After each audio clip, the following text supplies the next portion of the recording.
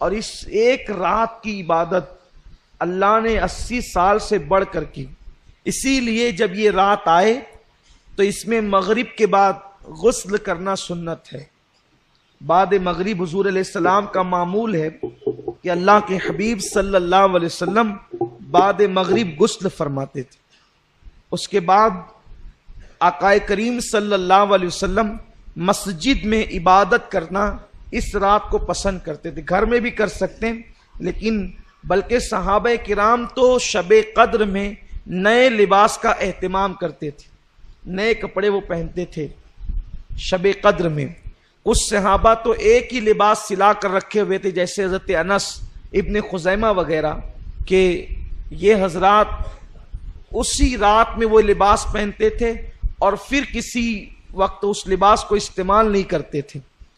آقا کریم صلی اللہ علیہ وسلم سے پوچھا گیا کہ یا رسول اللہ، اگر ہم شب قدر پائیں تو اس میں سب سے زیادہ کون سی عبادت کریں؟ اللہ کو اس رات کون سا عمل سب سے زیادہ پسند ہے؟ تو اللہ کے حبیب صلی اللہ علیہ وسلم نے فرمایا، اگر وہ رات تمہیں مل جائے تو کثرت کے ساتھ دعا کرنا، کیونکہ اس رات اللہ کو دعا بہت پسند ہے. حضرت اماں عائشہ صدیقہ نے پوچھ لیا، یا رسول اللہ دعا تو کریں، کون سی دعا زیادہ کریں، وہ بھی سکھا دیں. تو آقا نے فرمایا کہ یوں کہو، اللہم انک عفو کریم تحب العفو فاعف عنی. اللہ تو عفو ہے، تجھے معاف کرنا بہت پسند ہے، سو تو ہمیں معاف فرما دے. اس رات توبہ کرو کثرت کے ساتھ، ہو سکے تو صلاۃ التسبیح کا اہتمام کرو، ہو سکے کچھ نوافل پڑھو، اور جب رات کا آخری پہر آ جائے تو پھر دعا میں مصروف ہو جاؤ، اور ہو سکے تو سحری تک دعا کا اہتمام کرو. کیونکہ یہ رات جاگنا اپنے مقدر کو جگانا ہے. جو اس رات کو جگ گیا وہ 80 سال عبادت میں آگے ہو گیا. اور خاص طور پر بہت اہم بات عرض کرنے جا رہا ہوں، جتنی عبادتیں بھی آپ کرتے ہیں اللہ اس کو قبول کر لے تو اس پر انعام کیا ملتا ہے؟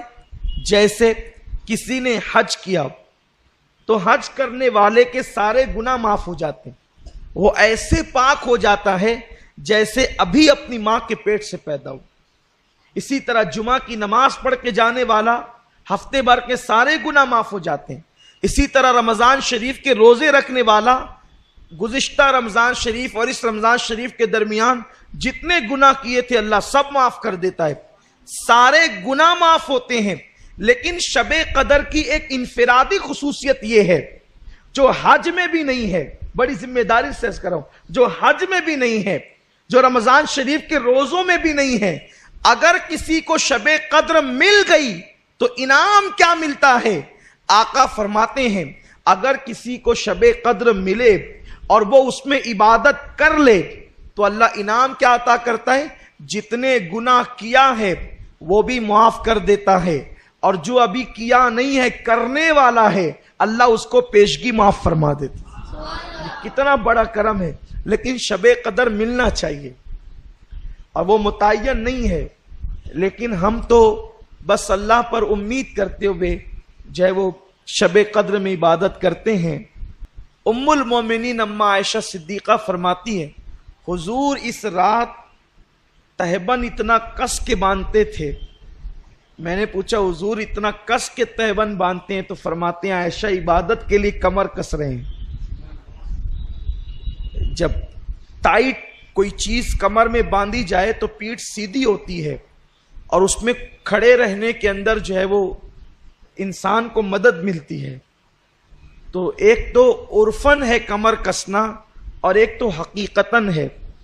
یہ کہتے ہیں نا کہ میں نے فلاں کام کے لیے کمر کس لی ہے، یعنی اب یہ کام کر کے ہی رہوں گا. تو اللہ کے رسول صلی اللہ علیہ وسلم اس رات عبادت کے لیے کمر کستے تھے. یوں تو ان کی ہر رات ہی عبادت میں گزرتی تھی، ہر رات عبادت میں. بلکہ اللہ فرماتا ہے، ابھی آپ نے سنا نا، یا ایھا المزمل قم اللیل الا قلیلا، اے میرے محبوب، اے جھرمٹ مارنے والے پیغمبر، آپ پوری رات عبادت نہ کیا کریں، کچھ سو بھی جایا کریں. یعنی جس کی عبادتوں کو دیکھ کر خدا فرماتا ہے کچھ آرام بھی کر لیا کریں، تھوڑا کچھ آرام بھی کر لیا کریں۔ عبادت کا اتنا ذوق تھا، لیکن اتنی عبادت کرنے والے رسول شب قدر میں اور زیادہ کرتے تھے۔ فرماتی تھی اماں عائشہ کہ حضور علیہ السلام سال بھر جتنی عبادت کرتے تھے اس سے زیادہ کثرت کے ساتھ میرے آقا شب قدر میں عبادت کرتے۔